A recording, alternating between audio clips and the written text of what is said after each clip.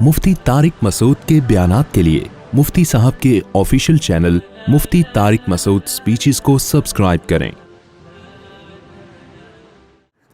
تو قرآن مجید میں یہ عرض کر رہا تھا کہ جو جہاد ہے نا، جہاد قرآن مجید میں، اس کو اللہ نے اس کی بہت زیادہ فضائل بیان کی ہیں، بہت زیادہ فضائل۔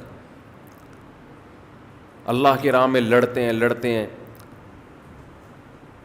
اب اس کا نتیجہ کیا نکلتا ہے کہ بعض لوگ قرآن کی آیتوں کو غلط فٹ کرنا شروع کر دیتے ہیں۔ اب آپ کسی کو قرآن کی آیت سناؤ، مجھے تو لوگ آ کے سناتے تھے کہ آپ ظالم حکمرانوں کے خلاف علم جہاد کیوں بلند نہیں کرتے، اور پھر یہ دلیل کہ قرآن کیا کہتا ہے، اللہ کی راہ میں لڑو، تو یہ بے موقع دلیل ہو گئی۔ یہ ایسے ہی ہے جیسے ایک غیر مسلم نے اعتراض کیا کہ قرآن کہتا ہے وَقْتُلُوهُمْ حَيْثُ ثَقِفْتُمُوهُمْ، ان کافروں کو جہاں پاؤ قتل کر دو۔ اب آپ بتاؤ، کیا قرآن کا یہ مقصد ہے کہ جس کافر کو بھی جہاں پاؤ قتل کر دو؟ مطلب یہ ہے کہ میدان جنگ میں یہ کسی کافر قوم سے تمہاری لڑائی ہے اور ایگریمنٹ کی مدت ختم ہو جائے تو یہ اس کے لیے ہے۔ اس کی سب سے بڑی دلیل یہ ہے کہ ہمارے نبی صلی اللہ علیہ وسلم نے ایسا کبھی بھی نہیں کیا، تو نبی تو خود قرآن پر یعنی نبی تو خود قتل نہیں کر رہے، اس کا مطلب یہ آیت کا یہ مفہوم نہیں ہے۔ تو بعض لوگ خوب سمجھ لیں، اس وقت جہاد کی آیتوں کو غلط استعمال کرتے ہیں، آپ کو ایسی جگہوں پہ جھونک دیں گے۔ ایک صاحب آئے، کہنے لگے آپ ہمارے خلیفہ کے ہاتھ میں بیعت کیوں نہیں ہو جاتے؟ یہاں سے تمہید شروع کی کہ دیکھو خلافت قائم کرنا فرض ہے یا نہیں ہے؟ جی ہے۔ کیسے ہوگی؟ جی جہاد سے ہوگی۔ تو امیر کے ہاتھ پہ بیعت ہونا چاہیے؟ جی ہونا چاہیے۔ تو آپ ہمارے امیر کے ہاتھ پہ بیعت ہو جائیں، تمہارے امیر کے ہاتھ پہ بیعت ہو جائیں، یہی کہاں سے نتیجہ نکالا؟ سمجھ رہے بات کو؟ تو کوئی بھی اٹھ کے بولے کہ جہاد فرض ہے اور خلافت قائم کرنا فرض ہے، لہذا امیر کے ہاتھ پہ بیعت ہو جائیں، تو اب یہ امیر ہے لہذا اس کے ہاتھ پہ بیعت ہو جائیں۔ تو ہر آیت کا ایک مفہوم ہوتا ہے، تو اس لیے میں ابھی اس جہاد کے شرعی احکام کی گہرائی میں نہیں جا رہا، کیونکہ میرا بھی آج کا یہ ٹاپک نہیں ہے۔ اس پر میں کئی بار پہلے بیان کر چکا ہوں کہ جہاد کہاں فرض ہے، کہاں حرام ہے، کہاں مستحب ہے، کہاں فرض عین ہے، کہاں فرض کفایہ ہے، یہ ساری ڈیٹیل میں بیانات میں کر چکا ہوں میں۔ ابھی تو صرف یہ بتانا مقصد ہے کہ جہاں جہاد فرض ہوتا ہے تو اللہ فرما رہے ہیں کہ ایمان والے اپنی جان اور اپنے مال کو جنت کے بدلے میں بیچ دیتے ہیں۔ یہ ایک صفت اللہ نے بیان کی ہے، اس لیے نبی صلی اللہ علیہ وسلم نے ارشاد فرمایا، حدیث کا مفہوم ہے کہ مومن دو حال سے خالی نہیں ہو سکتا، یا تو وہ جہاد کرتا ہے یا جہاد کی نیت کرتا ہے کہ جہاں موقع ہوگا میں اللہ کی راہ میں لڑوں گا۔ آگے اللہ نے صفت بیان کی التائبون العابدون، یہ صفات آج کل مسلمانوں میں شارٹ چل رہی ہیں۔ التائبون، توبہ کرنے والے، جن لوگوں کو اللہ نے جنت کے بدلے میں خرید لیا ہے کہ تم اپنی جان میرے حوالے کر دو، اس کے بدلے میں تمہیں کیا دوں گا؟ جنت۔ تو اللہ کہتے ہیں یہ کون لوگ ہیں جو اپنے آپ کو بیچ چکے ہیں؟ ان کی پہلی صفت ہے التائبون، یہ توبہ کرتے ہیں۔ اگر اللہ یہ کہتے کہ یہ وہ لوگ ہیں جن سے خطا ہوتی ہی نہیں ہے، کتنا مشکل کام ہو جاتا کہ نہیں ہو جاتا؟ کیا ہو گیا بھائی؟ تھوڑا سا ہوں کر دو۔ اگر اللہ کہتے بھائی دیکھو، گورنمنٹ کہتی ہے اچھا شہری وہ ہے جو کبھی بھی ملکی قوانین کو توڑتا نہیں ہے، یہی اچھا شہری ہوتا ہے نا، لیکن اللہ اچھے مسلمان کی ڈیفینیشن نہیں بیان کر رہے جو کبھی ہمارے حکم کو توڑتا ہی نہیں ہے۔ اللہ کو پتہ ہے یہ گوشت پوست کے بنے ہوئے لوگ ہیں، اور میں نے اتنی زندگی دی ہے کہ کبھی نہ کبھی ان سے میرا حکم ٹوٹے گا۔ اس لیے اللہ نے اہل جنت کی صفت یہ نہیں بیان کی کہ یہ میرا حکم توڑتے ہی نہیں ہے کبھی، بلکہ قرآن نے کہا التائبون، اگر ٹوٹ جائے حکم تو یہ اس پر اصرار نہیں کرتے، یہ توبہ کرتے ہیں۔ اسی بات کو اللہ نے سورہ آل عمران میں ایک اور انداز سے، اس سے بھی زیادہ دلچسپ انداز سے بیان کیا. قرآن کہتا ہے وَسَارِعُوا إِلَىٰ مَغْفِرَةٍ مِّن رَّبِّكُمْ وَجَنَّةٍ عَرْضُهَا السَّمَاوَاتُ وَالْأَرْضُ أُعِدَّتْ لِلْمُتَّقِينَ.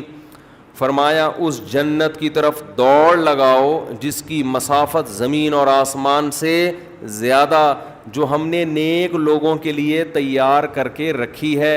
وہ کون نیک لوگ ہیں؟ ان کی صفات میں اللہ نے ایک صفت بیان کی والذین اذا فعلوا فاحشۃ، جب ان سے کوئی بے حیائی کا کام ہو جائے، جب ذکروا اللہ فاستغفروا لذنوبہم، ان کو اللہ یاد آ جاتا ہے اور یہ اپنے گناہ سے توبہ کرتے ہیں. دیکھو عربی اردو میں بھی ایک لفظ ہے ان کا معنی ہے اگر. دیکھو شادیوں کے علاوہ بیان چل رہا ہے کہ نہیں چل رہا؟ گواہ بن جاؤ، گواہ رہنا. یہ شارٹ کلپ والوں کا کی اپنی ٹھڑک ہے. یہ جو شارٹ کلپ بناتے ہیں نا، چاہے یوٹیوب پہ یا ایک شارٹ کلپ کے نام سے آج کل ایک الگ بھی اپلیکیشن آئی ہوئی، یہ ان کی اپنی ٹھڑک ہے. اب ہم نے بہت سارے میں نے آج صبح سے جمع کیے ہیں جنہوں نے یہی کام کیا ہوا ہے. تو میں نے وہ امریکہ میں ایڈمن کو بھیج دیے کہ ان کو اسٹرائک دو، نہ آئیں تو ان کو اڑا دو سالوں کو. کوئی پتھر سے نہ مارے میرے دیوانے کو، بم کا زمانہ ہے، اڑا دو سالے کو. سمجھ رہے ہیں؟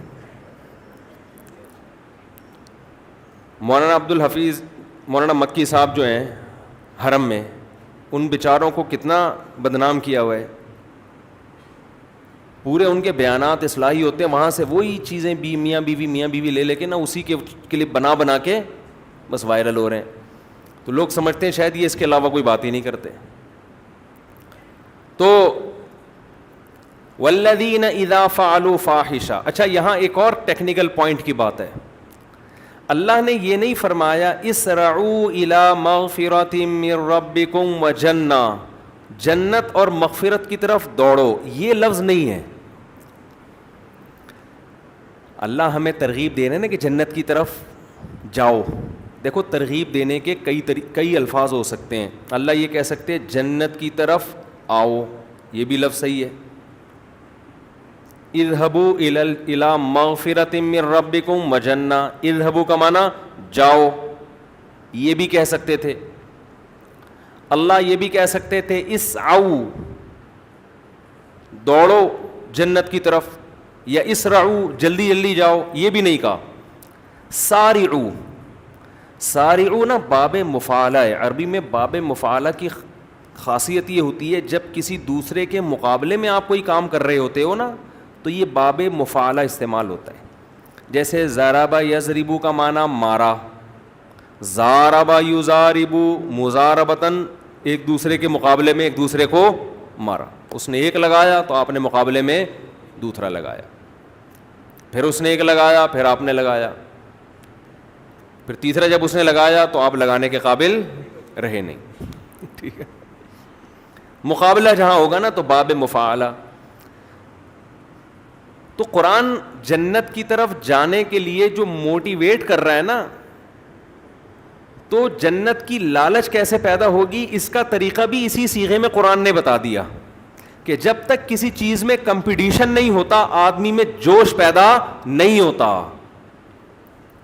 دیکھو یہ جو آج دولت کے پیچھے بھاگ رہے ہیں، یہ اس لیے نہیں کہ ہماری ضرورتیں پوری نہیں ہو رہی. ضرورت تو اتنی نہیں ہے جتنا کمانے کی فکر کی جا رہی ہے. التائبون العابدون الحامدون، اللہ نے فرمایا ہمارے نیک بندوں کی ایک صفت یہ ہے کہ اللہ کی تعریفیں بہت کرتے ہیں. وہ بات بات پہ اللہ کی تعریف. پہلے آپ کو پتہ ہے جب بھی کسی غریب سے غریب آدمی سے بھی آپ خیریت پوچھتے تھے وہ کہتے تھے اللہ کا بہت فضل ہے. یہ اللہ کی تعریف ہو رہی ہے نا. پھر بعد میں اپنے دکھڑے بھی سناتا تھا کہ جیب کٹ گئی، یہ ہو گیا وغیرہ وغیرہ. شروع میں کیا بھائی اللہ کا بہت فضل. اب آہستہ آہستہ یہ رواج آتا جا رہا ہے، بات ہی شکایتوں سے شروع. اور بھائی کیسے حالات چل رہے ہیں، اب کیا کریں، سمجھ رہے ہیں نا. اب چھوڑا بچے میں ہیں بس. مرے نہیں، بس یہ شکر کرو، ڈپریشن سے میرا تو دماغ کی رگ پڑ جائے. یہ باتیں چل رہی ہوتی ہیں. تو اللہ کہتے ہیں ہمارے نیک بندے الحامدون، اللہ کی تعریف بہت زیادہ کرتے ہیں. پانی پینے کے بعد الحمدللہ، تمام تعریفیں اللہ کے لیے. کھانا کھانے کے بعد الحمدللہ الذی اطعمنا، خدا کی قسم کھانا کھانے میں وہ مزہ نہیں ہے جو کھانے کے بعد اس دعا میں اللہ نے لذت رکھی ہے. تمام تعریفیں. دیکھو غیر مسلم کھاتا ہے آپ کو تھینک یو کہے گا، بنانے والے کا شکر ادا نہیں کرے گا. وہ برگر کھائے گا، جس نے کھلایا اس کو تھینک یو کہہ دے گا، حالانکہ پیسے بھی دے رہا ہے اس کو، تھینک یو کی ضرورت ہی نہیں ہے. وہ بھی اس کو تھینک یو اور یہ بھی اس کو تھینک یو. تھینک یو کا تبادلہ ہو رہا ہے. اس نے پیسے دیے، کوئی احسان نہیں کیا، پیسے دے دیے نا، بدلہ دے دیا احسان کا، اور اس نے پیسوں کے بدلے میں اس کو برگر دے دیا. تھینک یو بنتا ہے، پھر بھی تکلف میں تھینک یو. اور جس کا بنتا ہے تھینک یو اس کا کوئی تذکرہ غیر مسلم کی زبان پہ نہیں ہوتا. ما کان لکم ان تنبتوا شجرہا، قرآن کہتا ہے یہ ان درختوں کو تمہارے ہاتھوں نے تھوڑی بنایا ہے. یہ جو برگر آپ کھا کے برگر جیسے بن رہے ہو، یہ گندم تو اللہ نے پیدا کی ہے، یہ تو اس نے پیدا کی اپنی طاقت اور قدرت سے. ما کان لکم، تمہارے بس میں نہیں تھا. وہ پیاز جو اس میں ڈلا ہے وہ اللہ نے پیدا کیا. ایک ایک چیز، گوشت اللہ نے بنایا، ہر چیز. مجھے نہیں پتا برگر میں آج کل کیا کیا ڈل رہا ہے، جو جو چیزیں ہیں ہو سکتا ہے لوگ اس پہ بھی کمنٹس کرتے ہیں کہ اس کو پورا برگر بھی 3 پارٹس بتائے برگر کے، جو اہم چیز تھی وہ تو بتائی نہیں. تو ہمیں بس اتنا سائنسی معلومات برگر کے بارے میں پتا ہے کہ برگر کھا کے آدمی کیسا بن جاتا ہے برگر جیسا بن جاتا ہے. ایسے دباؤ تو دب جائے گا وہ آرام سے. جو پراٹھے کھانے والا ہے اس کو دباؤ گے دبے گا نہیں. وہ سمجھ رہے ہیں نا، بولے گا آگے سے وہ کہ کیوں دبا رہا ہے بھائی تو. صحیح ہے نا. تو ما کان لکم ان تنبتوا شجرہا، اللہ کہتے ہیں یہ میرا شکر نہیں ادا کرتے. تو مسلمان جب کھانا کھاتا ہے تو مسلمان کو کھانے میں وہ مزہ نہیں آتا جو یہ دعا میں آتا ہے. الحمدللہ الذی، تمام تعریفیں اس اللہ کے لیے ہیں. اطعمنا، جس نے ہمیں کھلایا. وسقانا، اور جس نے ہمیں پلایا. اور سب سے مزے کی بات یہ، کھلاتا تو کافروں کو بھی ہے جو اس کا شکر ادا نہیں کرتے. ہمیں یہ دعا پڑھنے کی توفیق دی شکر کی. وجعلنا مسلمین، ہمیں اس نے فرما بردار بنا دیا، مسلم بنا دیا کہ آج اس کی نعمت کھا کے اس کا شکر ادا کر رہے ہیں. یہ اس سے بڑا احسان ہے اس کا. کتنا مزہ. دیکھو نبی صلی اللہ علیہ وسلم جب روزہ افطار کرتے، ذهب الظما، آپ یہ دعا کرتے، یہ بھی اللہ کی تعریف ہے. ایسی خاندانی دعا ہے، ایسی خاندانی دعا. ذهب الظما، پیاس چلی گئی. یہ کس کا شکر ہو رہا ہے؟ اللہ کا. میرے رب نے میری پیاس دور کر دی. وبتلت العروق، اور رگیں تر ہو گئیں. وثبت الاجر ان شاء اللہ، اور اللہ نے چاہا تو روزے کا اجر اعمال میں لکھ دیا گیا. مزے ہی مزے ہیں نا. یا تو یہ ہوتا اللہ کہتے روزے کا اجر جب لکھوں گا جب پیاس کنٹینیو رہے تیری، یہ بجھانے کی تجھے اجازت نہیں ہے، پھر روزے کا اجر لکھوں گا. ابھی تو نے کھا لیا نا، اب کیا، اب تو مزے ہو گئے نا تیرے. بلکہ روزے دار کو جو کھانے میں مزہ آتا ہے وہ تو عام آدمی کو آتا بھی نہیں ہے. للصائم فرحتان، حدیث میں آتا ہے روزے دار کے لیے 2 خوشیاں ہیں. ایک خوشی عند الافطار، جب وہ کیا کرتا ہے افطار، اور ایک خوشی قیامت میں جب اجر ملے گا. اور یہ جو روزے میں افطار کی خوشی ہے، یہ خوشی بھوکے جو بھوک کی حالت میں کوئی غیر مسلم کھانا کھائے اسے وہ خوشی نہیں ہوتی، کیونکہ یہاں بھی 2 خوشیاں مل رہی ہوتی ہیں. یہ صرف کھانے کی خوشی نہیں ہوتی کہ پکوڑے کھا رہا ہوں، سموسے کھا رہا ہوں، کھجور کھا رہا ہوں. یہ خوشی اس بات پہ ہوتی ہے کہ یہ کھا بھی کس کے حکم پہ رہا ہوں، اللہ. اب وہ مجھے کھاتا دیکھ کے خوش ہو رہا ہے.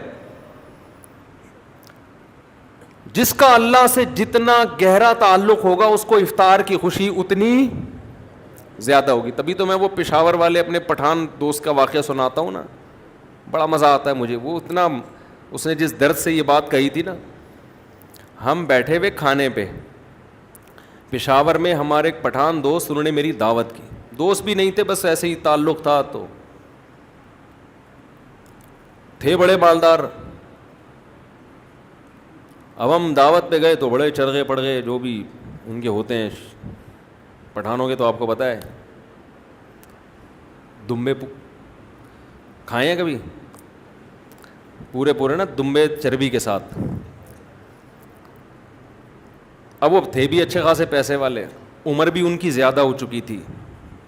کئی لوگ بیٹھے ہوئے، ان کے چاچا ماما، بہت سارا بڑا خاندان نا، کیونکہ دادا کے بچے زیادہ تو خاندان کیا ہو گیا بڑا.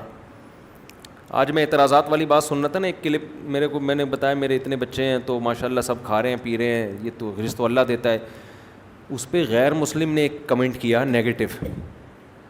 اس نے نیگیٹو کمنٹ کیا کہ مسلمانوں کو دیکھو کیسے پاگل ہو گئے ہیں، اس پہ بھی ماشاءاللہ کہہ رہے ہیں. یہ اس پہ کیا کہہ رہے ہیں ماشاءاللہ. حالانکہ مولوی کیسی حماقت والی باتیں کر رہا ہے، اس غربت کے دور میں اس کے اتنے بچے.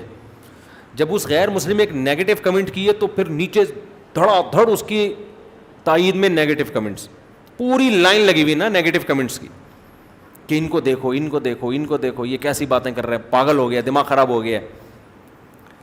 ایک نے جو بہت ہی پازیٹیو کمنٹس کیے، اس نے یہ کیا کہ بھائی تم پال سکتے ہو، ہر آدمی نہیں پال سکتا. بہت زیادہ یہ احترام کہ آپ میں یہ اللہ نے صلاحیت دی، ہر آدمی نہیں پال سکتا. تو میں سوچ رہا تھا دیکھو کیسا دماغ خراب کیا ہے نا، کہ جو چیز آپ کے لیے گفٹ تھی خدا کی طرف سے، یہب لمن یشاء، جو اللہ نے آپ کو گفٹ دی اولاد، اس کی کمی پہ کیا کر رہے ہیں فخر، یعنی تحفے کم لو. ٹھیک ہے نا، وہ وہی بہانے کہ پالیں گے کیسے اور یہ سب چیزیں، یہ بھی ٹاپک نہیں ہے. تو میں اس پہ یہ سوچ رہا تھا کہ کیسی ذہن سازی ہوئی ہے. تو کیا کہہ رہا تھا یار میں، آج سیٹنگ بھی تھوڑی آؤٹ ہوئی ہے. ہاں تو وہ جو تھے نا کھانے میں ہم بیٹھے ہوئے تو بات چل پڑی، آپ کو پتہ ہے جب وہ خود ہی چھیڑ دیتے لوگ. اب آٹو پہ ہو گئے ہیں شادیوں پہ نا، اب میں نہیں چھیڑتا، لوگ چھڑے ہوئے بیٹھے ہوئے ہوتے ہیں پہلے سے، آٹو پہ ہو گئے ہیں نا لوگ. ٹھیک ہے،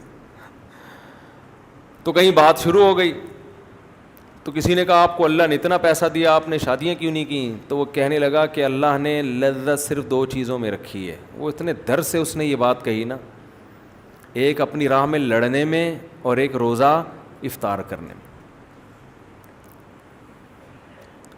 واقعی صحیح بات ہے. بھوک اور پیاس کے بعد اللہ کے لیے جب انسان روزہ افطار کرتا ہے اور آخر میں یہ دعا پڑھتا ہے ذهب الظما وابتلت العروق وثبت الاجر ان شاء اللہ، یہ مزہ غیر مسلم کے پاس نہیں ہے.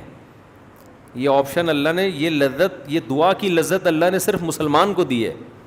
پیاس چلی گئی، رگیں تر ہو گئیں اور اللہ کے ہاں میرا اجر لکھ دیا گیا. اللہ اس اجر کو ضائع تھوڑی کرے گا جو آپ نے کیا ہے.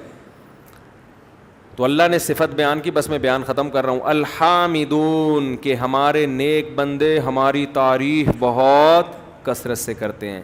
تو اٹھتے بیٹھتے اپنے کلام کا حصہ بنا لیں اللہ کی تعریف. جنت میں بھی جنتی یہی کریں گے، بات بات پہ اللہ کی تعریف، بات بات پہ اللہ کی تعریف.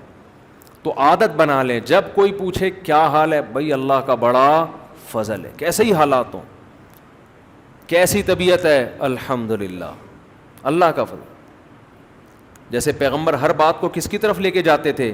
اللہ کی طرف. ابراہیم علیہ السلام کہتے ہیں وَإِذَا مَرِضْتُ فَهُوَ يَشْفِينِ، میں جب بیمار ہوتا ہوں اللہ مجھے شفا دیتا ہے. اب سوال پیدا ہوتا ہے بیمار بھی تو اللہ ہی کرتا ہے نا.